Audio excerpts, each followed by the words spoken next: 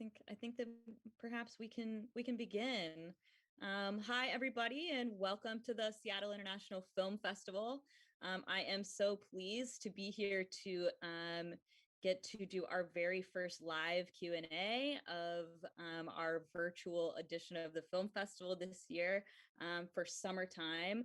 I'm very pleased to introduce director Carlos López Estrada and poet, actor, writers, Tyris Winter and Mila Cuda. We'll all like applaud from our own virtual spaces. Thank you all so much for being here. I want to just start off by asking Carlos, how did you meet these two and where did this project all begin? The project began, what was it, two years ago exactly? Almost. It was 2019. I got invited to see Tyris and Mila and about 25 other poets performing. They were doing this showcase where they were just showing some of their poetry work, talking a little bit about themselves for essentially 2 hours. And it was just such an incredibly profound experience being in that room and seeing all these young artists just like so beautifully trying to sort of share a little bit of a very intimate part of themselves with a group of strangers. And it moved me to such degree that I came back the week after to the woman who runs the nonprofit organization that they were all working under. They called Get Lit.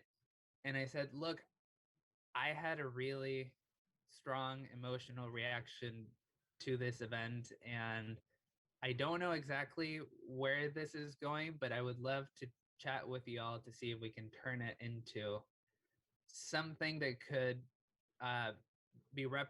something that could reach a larger number of people, because what I experienced was really powerful, and I would love to figure out a way to bring this to others. And that's how it started. Then conversations evolved, and we decided that we could do it as this super indie, that the poets were going to act and perform each of their scenes, and then that quickly exploded into a summer full of chaos.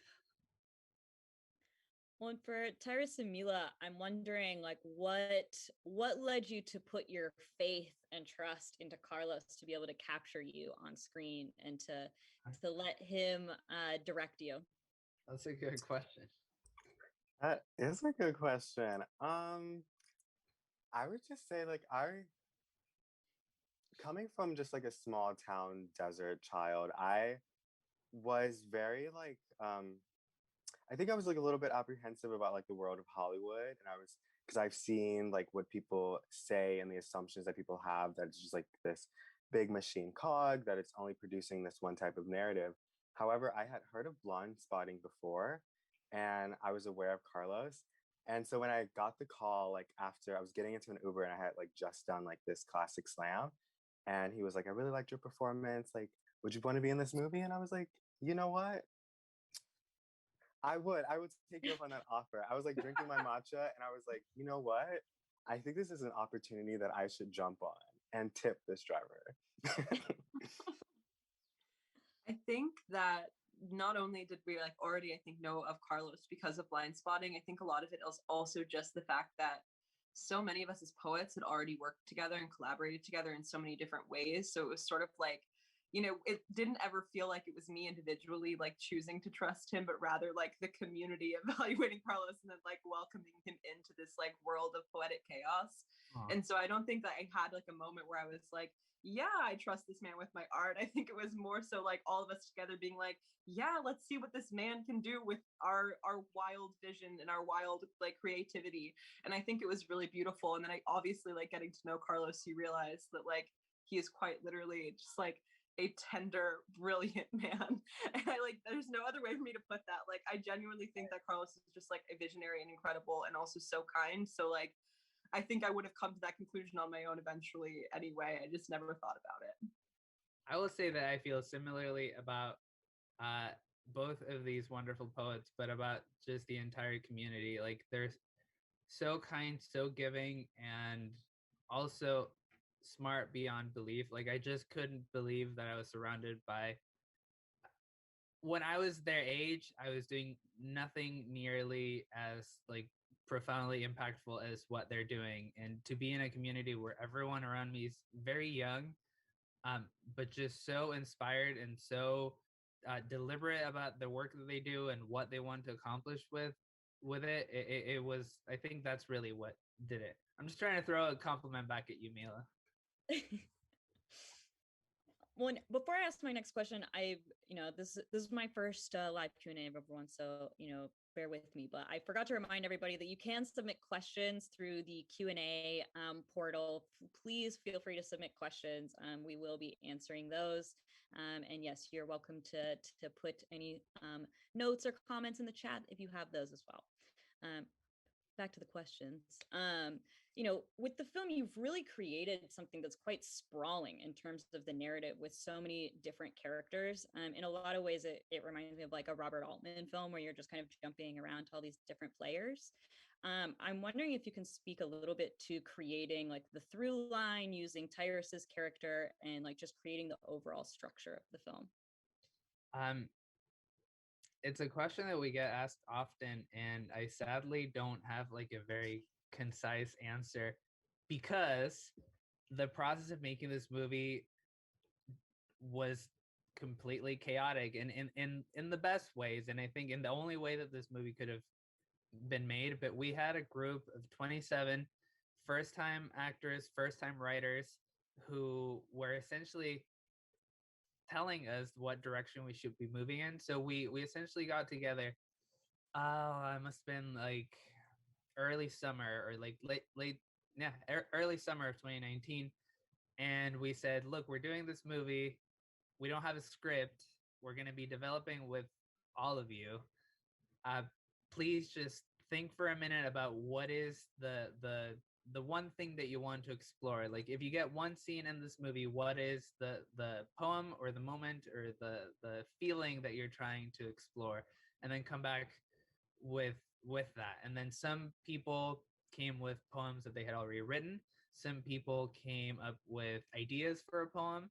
Some people were like, look, I really want to talk about my family and like I'm still not sure how. And then from there on, we spent probably like 3 to 4 months meeting every single day with all of them. Maybe I'll pass the mic over to Mila, because she came on very early in the process as our poetry supervisor / editor.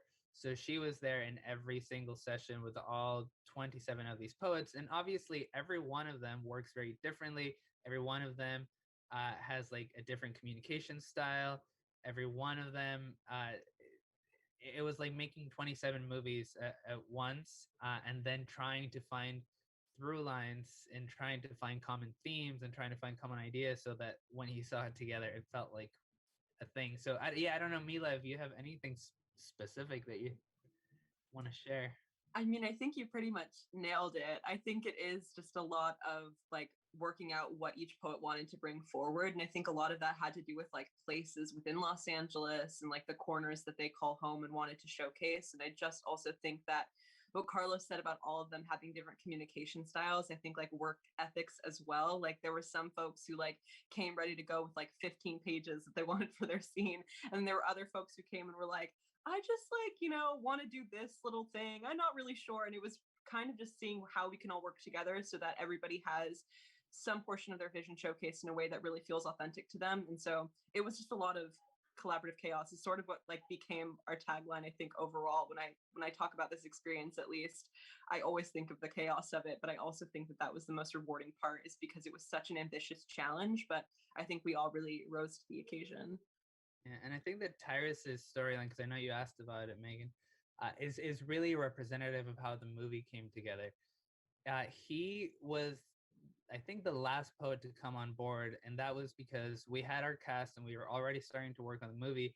And then Get Lit invited me to be a judge in their Classic Slam, which is this big event that they host once a year and brings together like hundreds and hundreds of poetry students from around LA. Tyris performed a piece called Ode to Yelp, and it was just, it brought the house down. And as you can tell, personality wise, unmatched. It just like Tyris shined in a way that was just so captivating. So that's when he got the call. I was like, hey, look, we're doing this thing. I feel like there's uh, we can do something with your poetry if you're interested. And he said yes. So we brought him on. He ended up performing that one piece in the movie. It's the one of the opening poems. But then his storyline really got to evolve with the film. Like we knew that Tyrus was gonna perform this piece in a restaurant in Venice, and that's all we knew. And then we started finding connecting threads, and we started realizing that some of the other characters were like really exploring this idea of home and what it means to have or not have a home, and what home represents to each of them. And then Tyrus was able to interweave his own personal story into it. And anyway, long story short, the last poem, Tyrus has two poems in the movie.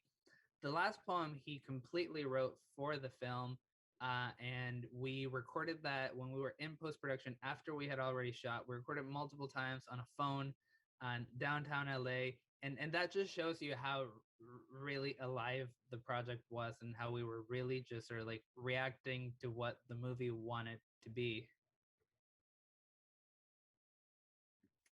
Yeah, and to piggyback off that, you spoke a little bit to the inclusion of Ode to Yelp, and why you wanted to include that one. But I'm curious, like how Tyrus and Mila, you selected which of your work you wanted to include, with Ode to Yelp and then Hey, I'm Gay.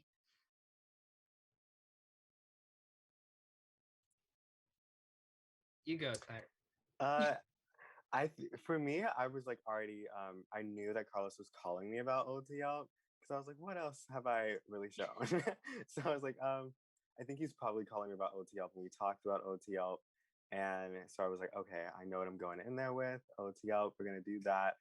And then when he asked me, because he was like, I feel like you as an individual have so much more encompassing you than just like a one moment, one narrative of searching for a cheeseburger. So he was like, I want like to kind of round you out, or just like show different sides of you. And he had talked to me about like the poem Home with Lee and Benet. And I was like, I have my own experiences with home, and it is not what they have. And so I wrote it, and we ended up using it. So yeah. Yeah, and I think I had a sort of similar instance, I think, with my gay poem. That was a poem that Carlos had seen at that initial open mic sort of situation that we did. And I wasn't sure what I wanted to include at the time when we were really like starting the conversation of summertime. And I think that it just sort of like naturally happened. I was like, that's a poem I'm proud of and I'd be happy to showcase. And I think just also, I know from working with other poets throughout the process that like there were some people who would like bring 3 poems and be like, one of these, and really like kind of give the freedom to the process and the narrative to see where each poem might fit in. Marquisha, for instance, had multiple poems, I think, before we landed on Shallow, which is that devastating moment in the film where Marquisha confronts the ex-boyfriend at the door, and I cry every time. That scene. That happened after Marquisha tried out a few different poems, and it was that moment where we all were like, that, we need that. And so I think it really just depends from poet to poet, but I think in, both Tyris and I, at least for OTL and Hey, I'm Gay, Carlos had already heard them and was like, we're going to rock with those. And the connective tissue sort of fell into place for other people within the larger narrative.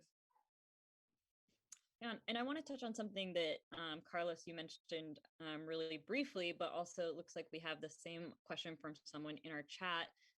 Nick is asking about the locations. He also said that he loves the movie and he'd like to replace every copy of La La Land with this film. And as a native Angelino living in Seattle, I'd love to know about the locations in Venice, etc. Thank you. Thank you for that. I'm not going to comment on La La Land, but we wouldn't mind having that many copies of our movie around. The locations, I mean, just like the workshopping of the poems, it was another mess. Just because we knew that we wanted to shoot in real locations. Obviously, we like didn't build anything. First, we didn't have money. Second, that was not the vibe. Um, so we knew that we wanted to shoot in people's homes. We knew that we wanted to shoot in real businesses, in real restaurants, and that really involved um, a lot of scouting, a lot of favors, a lot of begging, a lot of.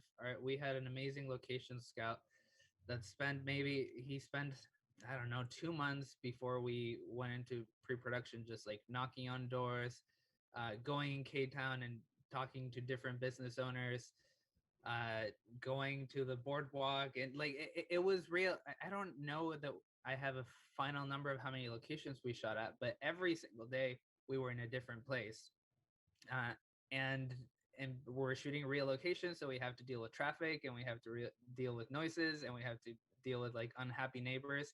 And normally you have like a few of those things in a production, like those happen all the time.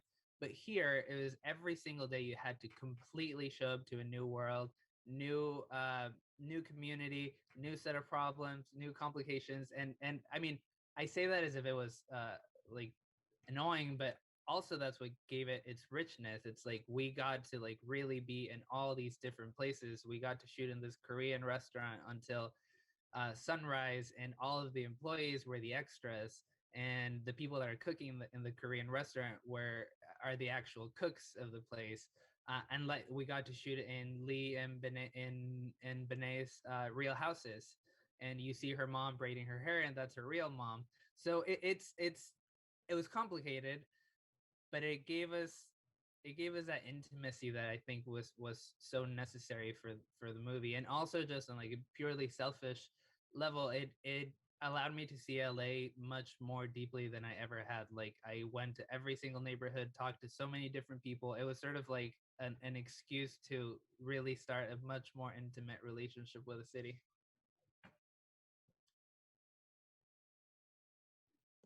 And then Tyris and Mila, I'm wondering if you can talk a little bit about the adjustments that you two had to make in terms of your performance shifting from being, on stage versus moving behind a camera or in front of a camera, rather. For me, I would say, okay, so on stage, I'm very theatrical. I like to put on a show, as the kids say. But, I would say adjusting behind a camera was a little bit different for me because I would always have to like give it at a level of intensity that was just the focal point was here, and it wasn't like anything really to do with like what I could move and what I could run across the stage and do. So it was definitely adjusting myself for the process of having to do that, but over again and then over again, which allowed me to see new ways and new avenues of which I could explore my work in. And for that, I'm eternally grateful that I was able to get the opportunity to do so. Yeah, I think I'm just going to be echoing a lot of what Tyris just said. I think a lot of it is just like getting used to the repetitiveness, having to say your poem over and over again when so much of what we're used to is just like leaving it on the stage. And this is also interesting because like we're also working now on the Summertime soundtrack. I don't know if I'm allowed to say that, but I said it. And I was working on recording the Hey, I'm Gay poem like literally just yesterday. And like I had to spend like 4 hours with that poem yesterday. Like a poem that I wrote now like 3 years ago. Like this poem is fairly old. And it's wild because like so many of the emotions are like still there for me, but like when I perform it like one off, it's like easy to sort of go on autopilot and just like get through it with the emotions. But when you have to like sit with your language for so long, there really are a lot of nuances that like come out that are unexpected. And I think that that's something that a lot of the poets can relate to in this film. Is just like having to get used to like living inside your poem for a period of time. It's really interesting and emotional, but in a cool way. And I think that that's why it's so important that we do like trust Carlos and all of the people that are collaborating on this film, is because it's like we're not just saying lines over and over again. So much of what we're saying is like our actual life and our actual feelings and emotions that are inside those poems. And you didn't ask me this question, but if it's okay, I'll answer anyway. Just because, I'm not a poet, but on the other side, for us, I think it allowed us, as Mila was saying, to live in these poems, like really, really, really close to the people who make, like, we worked on these poems an entire summer, and we got to learn about what inspired them, and we got to hear every single word and every single phrase. Often we tried to figure out how to illustrate what they were saying. We tried to figure out how to be like deliberate and meaningful about what, you know, how we were depicting their poems. So it really just allowed us to live in this work that these wonderful artists did in like such an intimate way, and getting to experience it through their eyes and getting to learn so much. It was just very profound.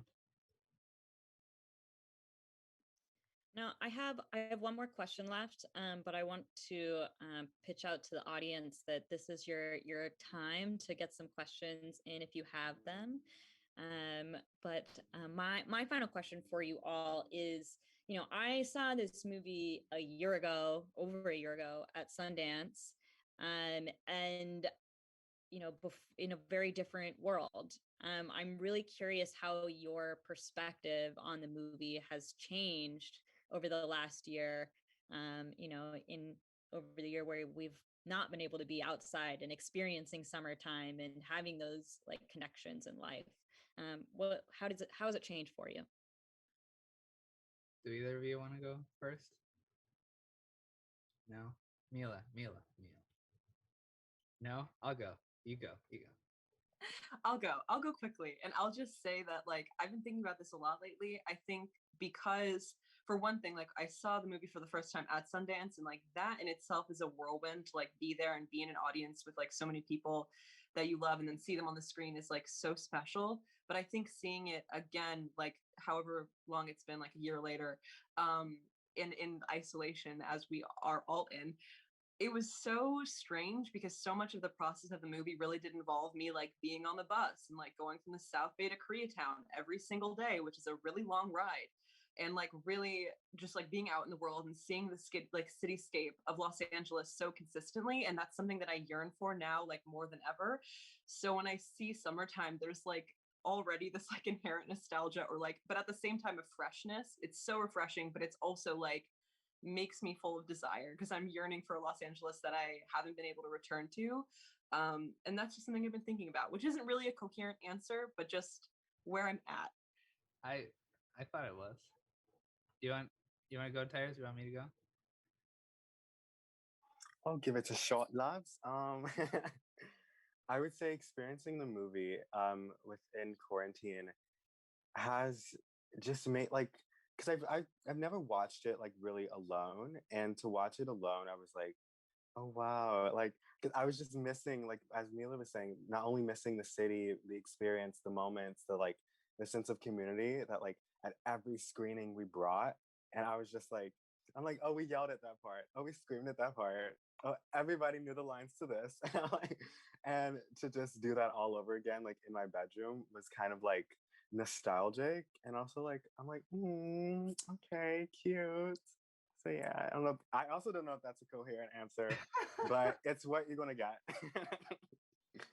I'll just say that, look, we decided to add a date to the movie when it first the movie opens up. It says July 2019, and I mean, we did it deliberately, and we wanted it to feel like a time capsule of sorts. You know, this is what July 2019 looks like, but never could have imagined that the weight of that date was going to take on all sorts of different dimensions with time passing. And I think it's coming full circle in like a really strange and poetic way, because we're going to have a theatrical run, and it's happening soon, and just in time when here in California people are going to be able to like safely go to movie theaters, and I'm curious to see how that feels, and I think the movie was definitely meant to be like a communal experience, and I think it's definitely just like a lot of these poetry shows are, and just like you go to these places and you really feed off of their energy, and you really feed off of the people's responses to the poems, and like it's very much meant to be like a community oriented event. So to know that that's going to be a possibility, and it's going to be very different than what we imagined. But to know that people are going to be able to again get together and watch this in a movie theater surrounded by other people is a little bit surreal, and I'm glad that we're going to get that experience. All right, I've got a couple questions from the audience. One from Travis. He says, I love the movie and how it was such a beautiful love letter to the city of Los Angeles. My question is what the casting process was like, and how did you find such a diverse set of actors? The casting process was also very unusual, and it was really, we didn't cast it traditionally.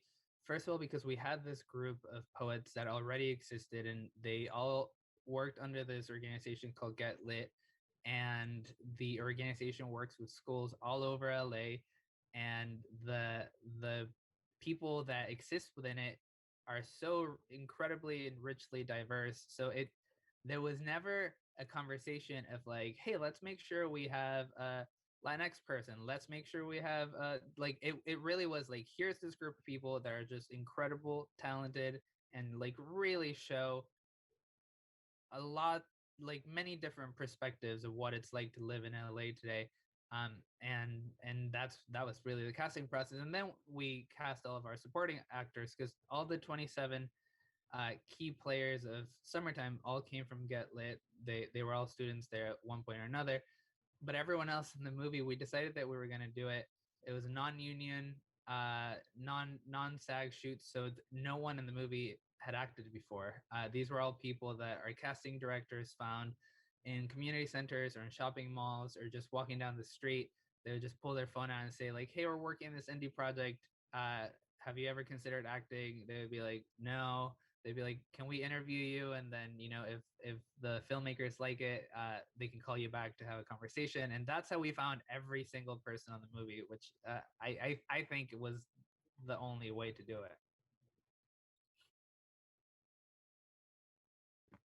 Okay, now we have a question from Sophia, who says, I love this take on the slice of life genre. I'm definitely interested in knowing more about how we witnessed the meteoric rise of Unubis and Ra. Was their timeline different from the rest of the people who shared this space with them? Yeah, good question. Yeah, I think that we break the rules of reality with their storyline a bit.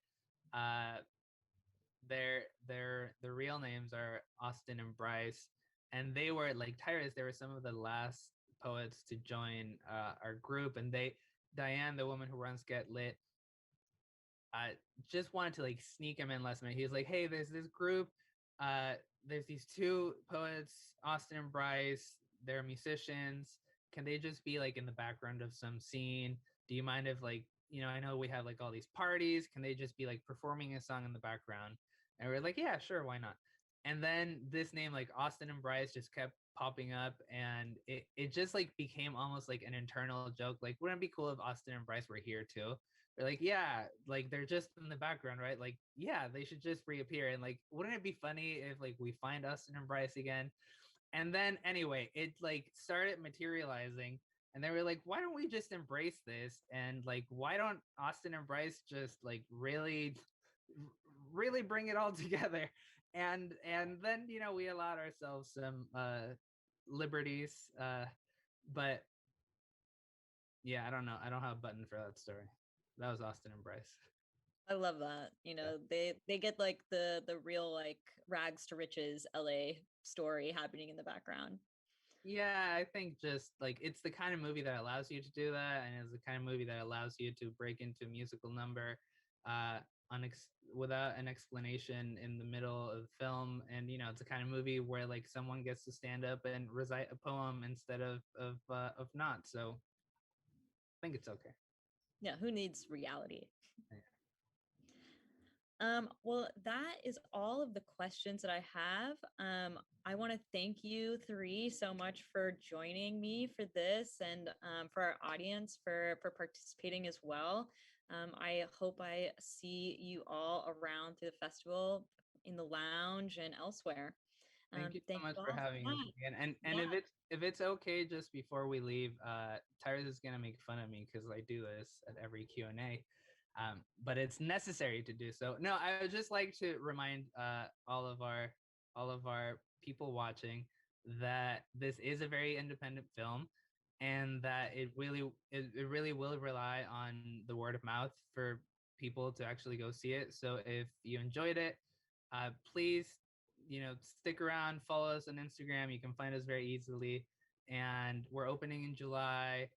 Please show up. Like, opening weekend's important for us. Please tell your friends. It really is the only way that this movie will get to be experienced by people. So please know that, and know that we will be very happy to have you back in theaters. That is all. Thank you so much, Carlos. Thank you, Tyris. Thank you, Mila. Thank you. Thank you. Thank you all.